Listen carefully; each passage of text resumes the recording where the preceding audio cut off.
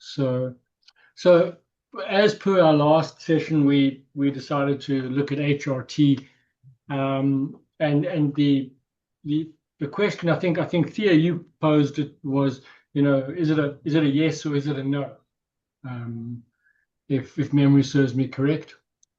So, and as we can see on the opening slide, the key thing is, always that is that even the question we should be asking? So, because the reason why we are where we are, where people think that we should or shouldn't be asking the question about HRT, really dates back to 2002, when there was a significant study that was released by the Women's Health Initiative, which, based on that study, which was also arguably the most expensive study that's been done to date, it cost at the time of release was sitting at over $650 million US, and beyond that, it's really stretched over that. So, and the whole release of the study, how it was released, and the subtext behind it, and that it was released through a newspaper and released through a media briefing as opposed through medical journals, so it could be read and be dissected before it was put in the public domain, is hugely questionable. And really, based on that study and that massive study that was put out, we're sitting where we are in the position today, where we're trying to figure out where we are with HRT or not. And there's still a lot of resistance and hesitancy around HRT because of the historical position that we're sitting in. So, and it's important that we understand that prior to 2002, there was a lot of debate about whether it is or isn't, but it was still being prescribed and still being put out into for patient care. And it was widely acknowledged that it has the potential to be beneficial. And then based on this, they then started this massive study. And to get to understand where we are, we actually need to understand how the study was incorrectly unpacked, and also understand that really the lost generation of women for the last 20 years who have been deprived of essential care. And that's really where we need to start the discussion, as opposed to looking at it today in what we actually fully understand about where we are today. So, and there was a massive drop-off in hormone replacement prescription drugs post this study, a massive drop-off. And we need to also understand what that drop-off has done to women in the last 25 years, and how they've been negatively affected if we look at the science and everything around. So that's the starting point. That's the launch pad of where we are. And there's a lot of interesting books and literature to discuss around that. And one of the key books really is, which looks at the study and looks at where we are. It's a book called Estrogen Matters, and it really does a deep dive into how women's lives were negatively affected, but more importantly, how women's lives can be positively impacted in terms of even lengthening their life and reducing risks of breast cancer and cardiovascular disease. So that's really what we're looking at, unpacking this process. And there's been a lot of soul searching and analysis within the medical profession around the world as to the study, why it was prematurely put out, and the reason why it was put out, and the amount of women who've been negatively affected by this. All the books that I mentioned in the presentation are all available on Takealot, and the links to all of it is on the end slide in the reference section, as well as all the studies that I reference are available as well for a deeper dive. And for those of you who had a look at the document I put out, I think about 10 days ago, about how to read and analyze a study, will find value if you've looked at that in terms of and understand exactly where we are around this conundrum, this negative issue that arose in 2002.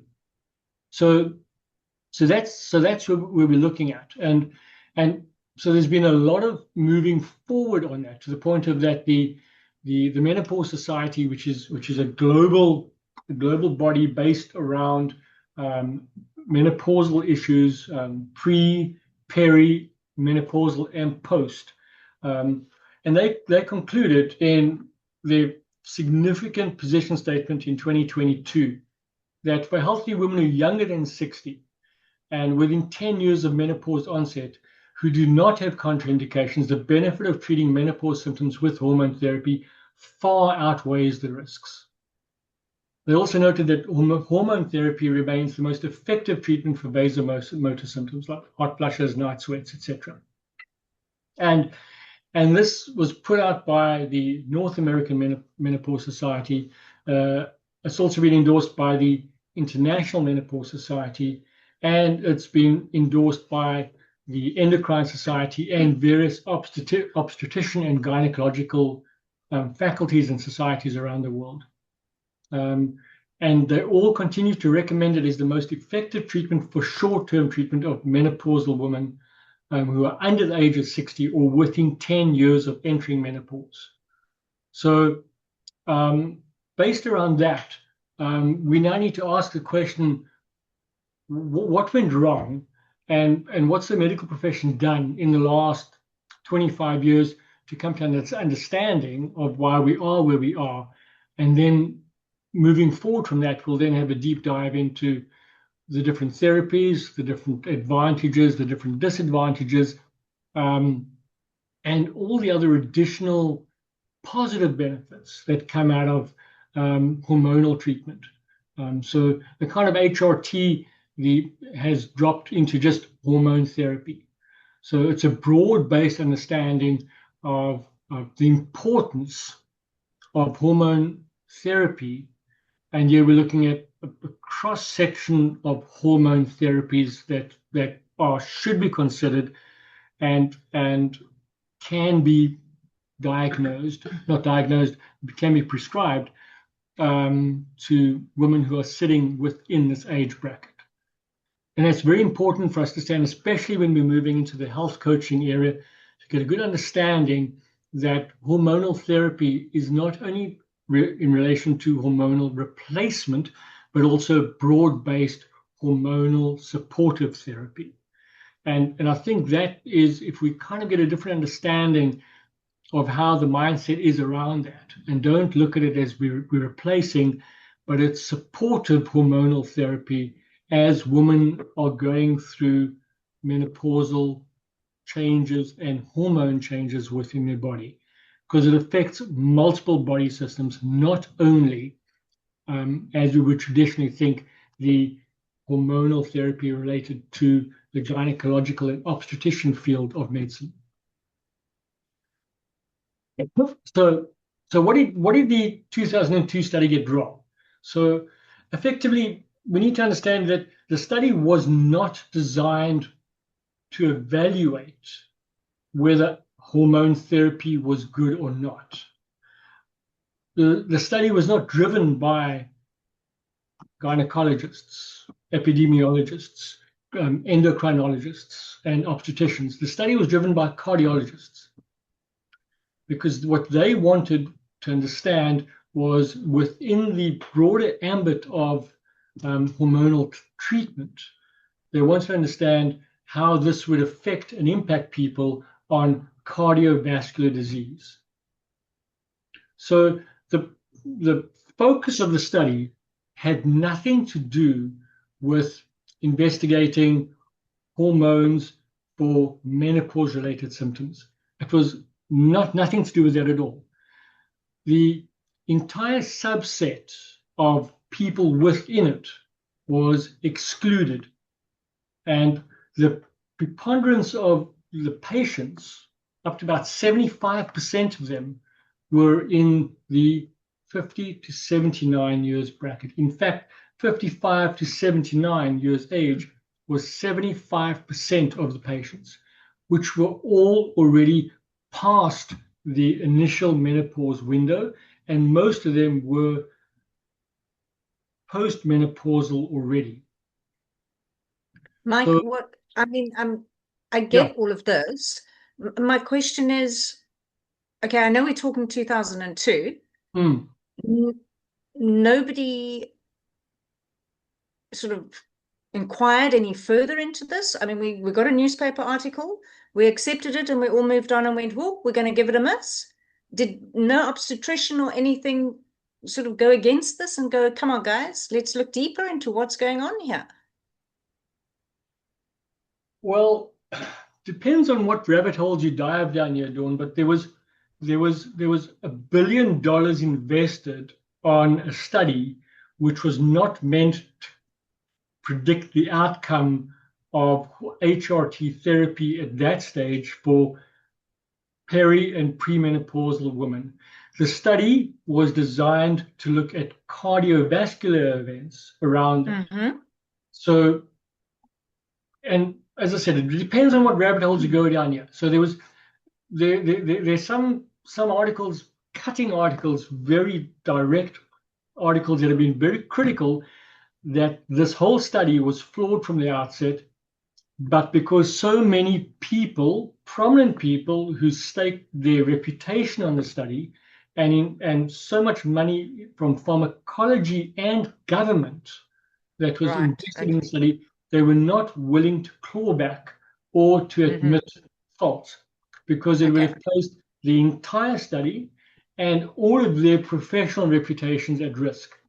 So a lot of this information, a lot of this data was buried, but it was well known within the medical industry. If you go back and look at articles coming out of Lancet and Nature, etc., in this period, if you go and dive down the rabbit holes and look at the studies and articles coming out, there were a lot of people who were already saying, don't release. It's skewed. The data is skewed. But they still put it out because there were professional careers at risk and at stake. And money, $1 billion would have been a lot of money in 2002 for a very, very focused niche study. There's no studies that you can look at that the output has been $1 billion on a focused study. It's unheard of. So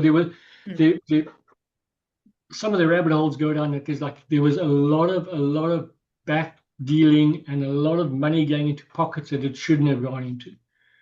And based on that, you look at some of the data coming out of this, hundreds of thousands of women die, literally, and that's documented in Lancet and other areas. So it's massive fraud, but that's what it is. And as Thea says, follow the money trail. The money trail is very difficult and convoluted to follow. So, and it's a shocking indictment on so many areas. And if we look at, and the next slide unpacks this as well. So it's not so much what they got wrong, but how they attempted to skew the output data. So the average age was 63. Many of these women were obese and had established cardiovascular disease. And the study was attempted to drive at cardiovascular disease. It had nothing to do with premenopausal. It had nothing to do with menopause. But the study was aligned with that because they felt that they could.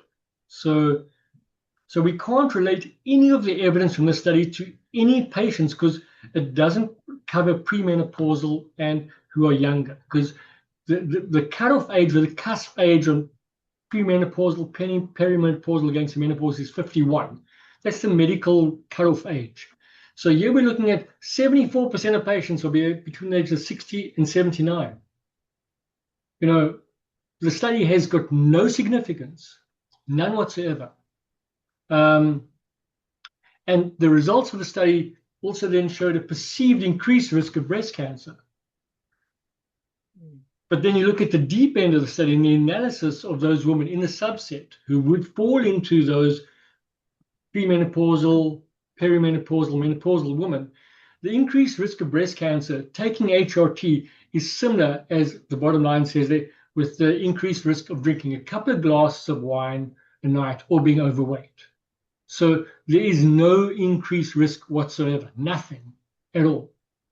So, and it's also interesting to understand that in terms of the in that time, the drug that they would have been using would have been let's see, birth control drug. I made a note about it here. I'm just trying to look through my notes. But it was what's the birth control injectable drug?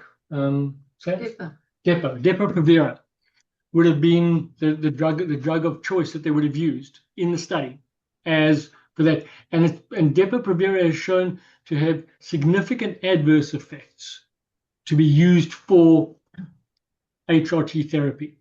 But that was the drug of choice in 2002. So you even need to look at the drug that was used in that it was the wrong drug then and would definitively be the wrong drug now that was then used, which also skewed some of the data. But all of this, that was not significant to the people who are running the trial, because the people who are running the trial weren't doing it to evaluate that. So it's I mean, look, we all know that sometimes medical studies do present with skewed data, and sometimes medical studies are put up for a specific agenda. And this is a classic example of that, where we're looking at that the whole study was designed with an end goal, as opposed to designing a study to see where the study takes us. So they wanted a result, and they mapped the study around finding out what the end result was, as opposed to just doing a study and seeing how the outcome-based runs. So, and even the placebo studies that ran tandem to this showed that there was a vast different amount of results in terms of whether breast cancer was invasive or not, and heart disease or pulmonary embolism and other side factors were predisposed or not. So the study, even in terms of what they wanted to do, how to skew the data to, was not ideal either. But because so much money had to be invested, they had to go big with a launch, irrespective of what had been done. And that was the sad failure of the study. And so that's a significant failure, which has affected women for the last 25 years, and it still affects many medical practitioners who are still hesitant to prescribe or administer or consider doing that.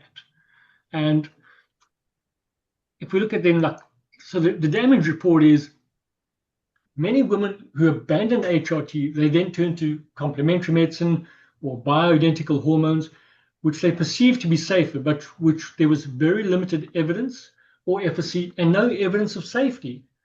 It's also important to note that in many countries, breast cancer initially declined, plateaued, but then began to rise significantly. Also, age-adjusted data for osteoporosis fractures increased post-2022. And then they received the last sign. 91,000 menopausal women in the US more than likely died prematurely because of avoidance of getting estrogen therapy. So the damage is massive in terms of the patients who should not have been negatively impacted who were. And all of this is based on that the way that study was handled, the way it was launched, the way it was publicized in the press with a press release, as opposed to going the normal route in a journal for peer review and then coming out for publication only. Didn't go that route. So that's where we stand. So positively. Let's move forward. So let's look at the reset. How are we going to reset this? So overwhelmingly, there's evidence that HRT reduces future risk of osteoporosis, a relative risk reduction of cardiovascular disease of up to 50% in women who start taking HRT within 10 years of the menopause. Low mortality causes from all, including cancer. And also we need to note that the average age of women in the WHI study was 63, and many of these women were already obese and had cardiovascular disease. They were already at risk and had all the negative implications for that. So the increased risk of cancers, as we've already said, has been shown to be fairly significant. So there are significant positives for women to be advised to move towards taking HT or HRT therapy, depending what mnemonic you choose to use. So it's very important, and particularly in younger women, in premenopausal and perimenopausal women, it's important that the risks of cardiovascular disease and the risks of breast cancer are reduced. So based around that, there's a lot of clinical significance which shows that we should be looking at how we can guide patients in the right direction for that. And then when we speak about hormone therapy, we need to look at the broad cross-section that we're looking at: estrogen combination and even testosterone therapy for women as well. And you mentioned that the other day, Dawn, in the last session we were in as well. So those are the medications that we'd be looking at around that. And it's not specifically for us to, but for us, we can discuss this with our clients and say that we would encourage them to speak to the gynecologist or the medical practitioner from an informed position, and we can give them the information to discuss from an informed position of where and how they can seek medical recourse and comfort and reduction of risk in a number of areas within their patient physiological makeup.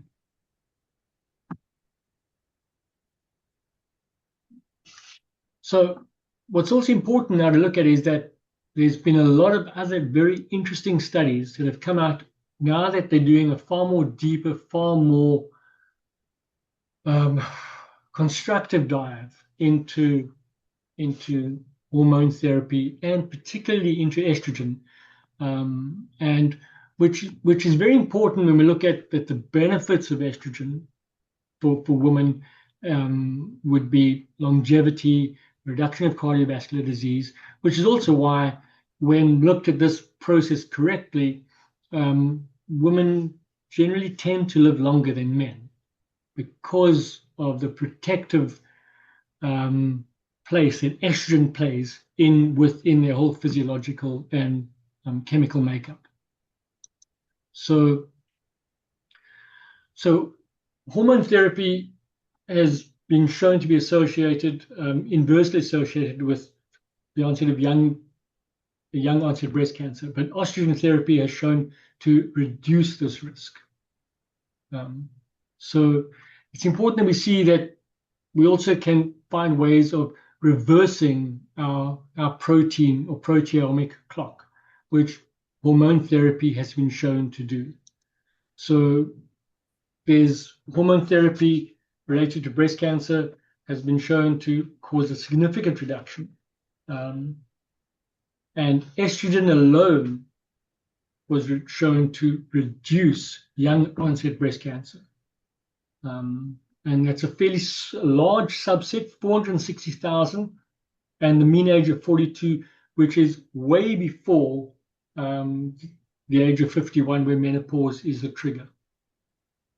And a lot of this ties in with a lot of other parallel studies that show that even later onset breast cancer can be reduced through hormone therapy, particularly even starting in younger women as well. And also then allows the thorns to live longer than the rose. So the real revolution lies in that we're looking at ways to enhance, and estrogen has shown to prolong life and be able to move past and slow down the aging clock in many areas. So, and which is also very important. And the second paragraph there is of prime importance. And for us as health coaches, this is what we should also look at, is we don't look at a one-size-fits-all prescription. We need to look at a prescription that suits the individual, but that person's personality, that person's health needs, and that person's individual focus. And as, I mean, Dawn, you shared earlier at the start, the whole cross-section of clients that you're busy working with in Pillar 4. And every single one of those clients that you're dealing with, you're going to be focusing on different areas. You're going to be looking at different ways of how to manage them. And that's really what we should be looking at in both pre, peri, and postmenopausal women, that every single patient, every single client is going to be different. And that's key for us. We've also there's a lot of other studies that have shown that even adding testosterone has also helped in reducing inflammatory related conditions, which can also be linked to vascular related, as in cardiac and cancers. So there's a lot that is being done now. So sadly, 2002 was a black year, a dark year for women's health, but where we've progressed in the last 25 years has been a massive reversal in understanding of how we can dive deeper and correct the wrongs. But in the process of that, the research has unpacked so many other positives, which maybe we might not have gotten to if we hadn't gone down that rabbit hole in 2002. So, and a lot of new interesting therapies are coming up. So the association between prescription drugs, this is a UK-based study. Out of all those drugs there, 4 of the estrogen preparations highlighted in green have been shown to reduce all-cause mortality. So what that means is they've been shown to prolong life. And this was a cohort study of 500,000 patients, participants, and all those 9 drugs, and 4 of them have been shown to reduce all-cause mortality. The links to that study are in the end of the presentation.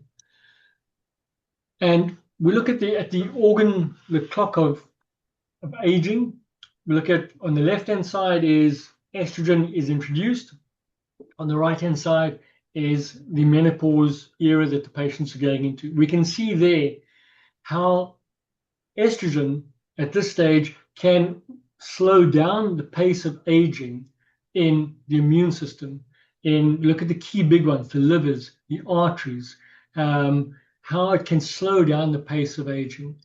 So key areas where we're looking at with hormonal treatment, we can prolong life, we can increase functionality of key organs within the body system, and that is all linked into also very constructively, if we dive deep into where some of the estrogen studies and hormone treatment studies are going in, even into our neurological disorders in terms of my brain's fried here now.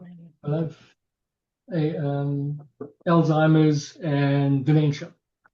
So even in Alzheimer's and dementia patients, hormonal treatment has been shown to also work proactively and positively to help with that, from slowing down the organ clock of where systems start to fail. So that's some of the things that we're looking at there around why it's important that we get a good grasp and understanding of what hormone therapy benefits, the advantages, and it's not just related to menopause. It's related to the entire focus of the patient. So, and three great books to read are these three. They're all available on Takealot, and they're all priced at about under 250 Rand. And those are excellent publications that reinforce that estrogen improves cognitive health, brain function, and positive effects on heart disease and reduction of cognitive decline. So those are good books to read, good books to have on your shelf, and even good books to share with your clients as well. So it's important that we share the knowledge out there so people can make informed decisions about where they are. And the Estrogen Matters, the book in the middle, is the one that I referenced at the start of this, which really has a deep, dark dive into also the WHI study and the damage, but also where we've grown and come from since then. So if you look at the bottom line, so estrogen, it does so much more than just regulate menstrual cycles. It affects multiple organs within our body. And knowing this, it gives us power to speak up, track symptoms, get care, and have different options open. So as a health coach, we can speak to our clients about this, about lifestyle changes don't have to be as adverse as they are, that there's different ways that estrogen can be administered to patients, looking at the three types that we spoke about in terms of with the uterus, without a uterus, and then the testosterone base. And then lastly, I mean, this sort of information we should be sharing, should be getting this out there so people don't have to step out into the world in an uninformed state. That we can get there and be fully aware of what our options, what our answers, and what our choices are when it comes to this.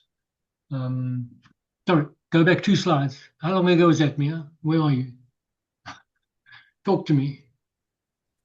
Sorry, I think it's 3 now. It's the one that you recommended. There was several key supplements, but just before this one. There we go. Sorry, I just wanted to. I know you're probably going to share it, but I love just to look stuff up. I'll share the full presentation, and the back-end study notes are prepared, and then the entire presentation will be also available on the YouTube channel as well. So yeah. Awesome. Thank you so much. I really appreciate it. That's it. We'll flick forward. Okay, and then just closing off as to where we are. So,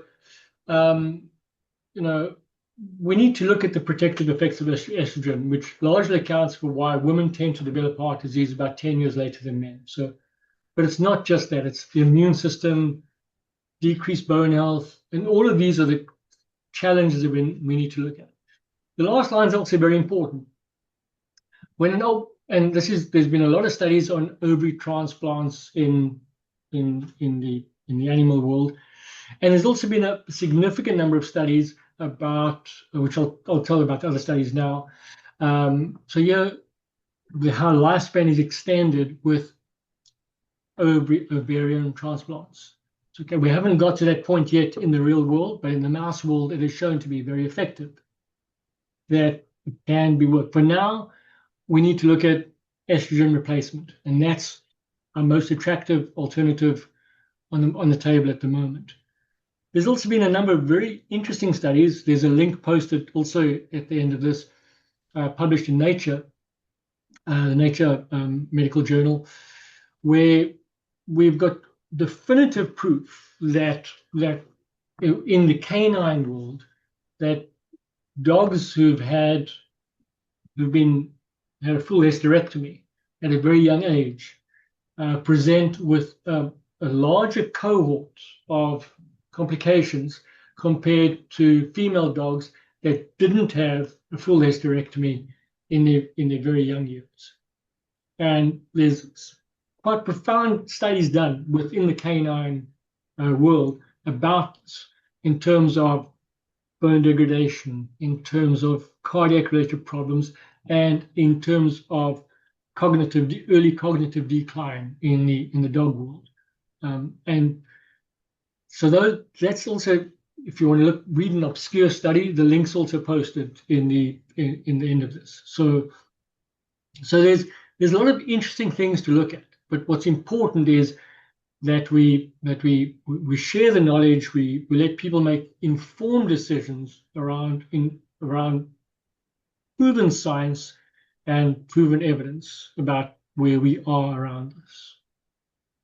And that's pretty much where I kind of end.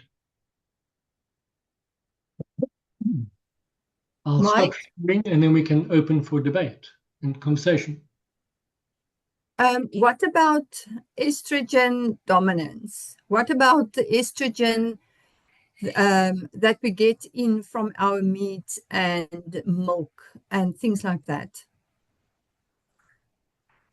Plastics. Yeah. Well, there have been studies around that. I can share. I didn't include any of them in here, but I've got some. I read up. There are studies on estrogen dominance as well. But we need to understand that estrogen dominance, in terms of if we're saying that those supplements are or sources of estrogen, are you saying those are positive or negative effects on us? What's your opinion on that? No, it has negative effects. Well, there's and it can have a negative effect. Not only we are talking post-menopause or menopause, but the effect is from a young age. And we do see that there is a significant rise in breast cancer under younger people as well. It's actually especially in younger people, younger women. And there's quite a number of books and so that I've read that link it to estrogen dominance. So we get quite a lot of estrogen in through cleaning agents and skincare products and plastics and meat and things like that. So when you look at women with breast cancer or a risk of breast cancer, sometimes it's better to talk about a plant-based diet.